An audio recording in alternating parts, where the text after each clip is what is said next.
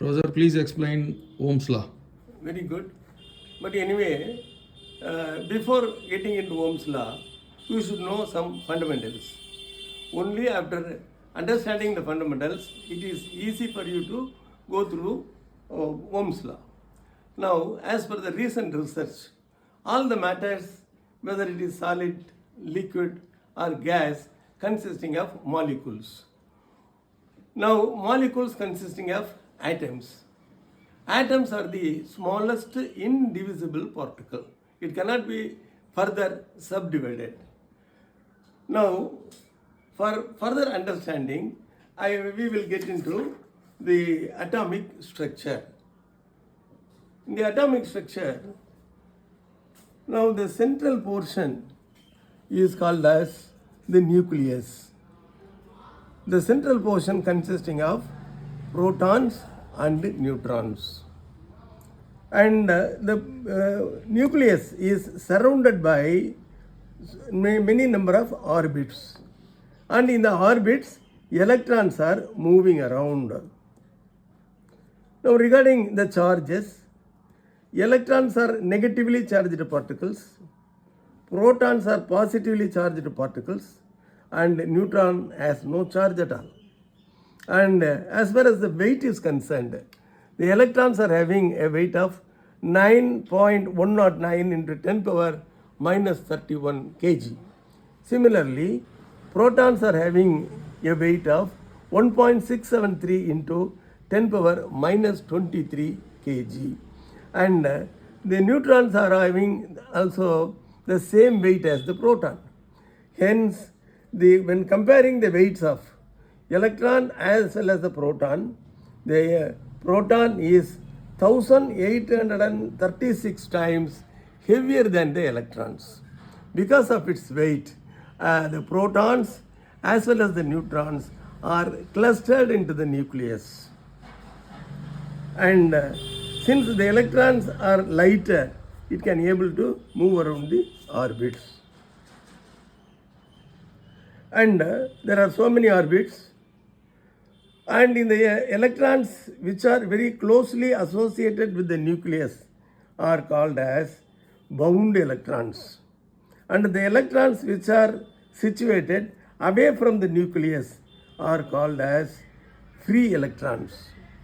The free electrons can be easily detached from the nucleus, and these free electrons are for conduction.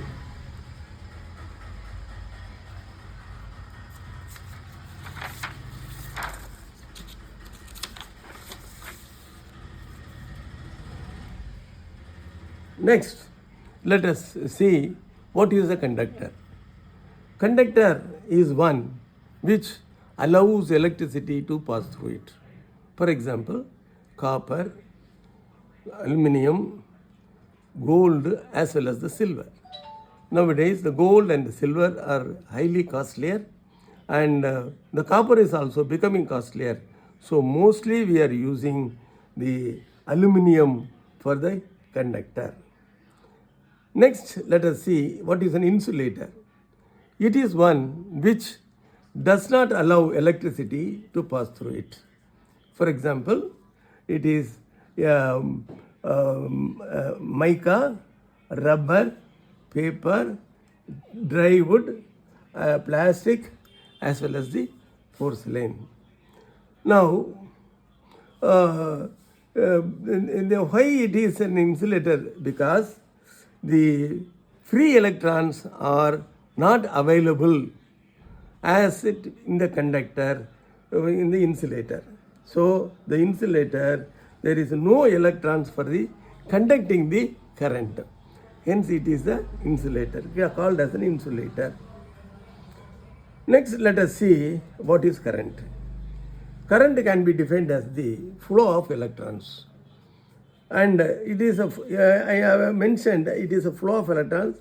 Current is not defined as the movement of electrons. Flow in the sense, a bunch of electrons are moving at a time. And the unit for the current is ampere, and it is represented by the symbol A. Next comes the potential difference. The potential difference is the work done in moving a unit charge of electricity from one point to the another point. And it is the unit for the potential difference is volts, and it is represented by the symbol V. Next, the important thing is resistance. It is the opposing force offered to the flow of electrons, and its unit is ohms and the symbol R.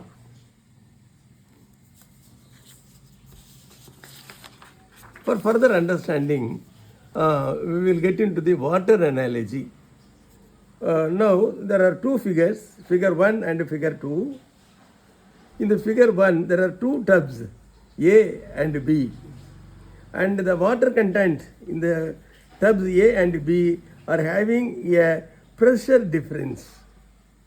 Now, if you open the tap, automatically the water from A will flow through the tube to tab B. Now, because of the potential difference, the water is flowing. I can compare it to the electricity because when there is a potential difference, the electrons will flow from one end to another end. Next, let us see the figure 2. Here the same two tabs are there, A and B, similarly connected by a tube with a stopper, and here the tab A as well as the tab B are having the water the same level. So there is no pressure difference. Now if you open the tap, what will happen? There won't be any flow between A as well as the B. Here there is no flow because there is no potential difference. So similarly for the current also, for the flow of current we need the potential difference. Here the flow of water we need the pressure difference. Next, let us see the Ohm's law, very important law, basic law in the electrical engineering, and it is found out by a German scientist, Ohm. It is named after his name. So the law states that at constant temperature, the current flowing through a conductor is directly proportional to the voltage applied across the conductor. Now, see, at constant temperature, hence, if there is a variation in temperature, the Ohm's law will not work. And the current flowing through a conductor, so the current is flowing inside the conductor, it states that electrons are flowing through the conductor. It is directly proportional to the voltage applied across the conductor. Voltage should always applied across the conductor between the two ends. And let us formulate things by I is proportional to V. And if you write it as an equation, I is equal to K into V, where K is a constant. K is equal to 1 by R. So I is equal to 1 by R into V. Now I is equal to V by R is equal to V by I, and V is equal to IR. The formulas can be easily remembered by using a magic triangle. You put a triangle, in nearer to the vertex you put V, and the remaining two letters I and R at the bottoms. And if you want to find out the value of V, place your finger over V, and it seems V is equal to I into R. Place the finger over R to find out R, and it shows V by I. And for current I, you close the letter I and remaining letters V numerator and R denominator. So I is equal to V by R. By the way, you can remember the formula easily. Thank you, Professor. முடிஞ்சு போச்சா?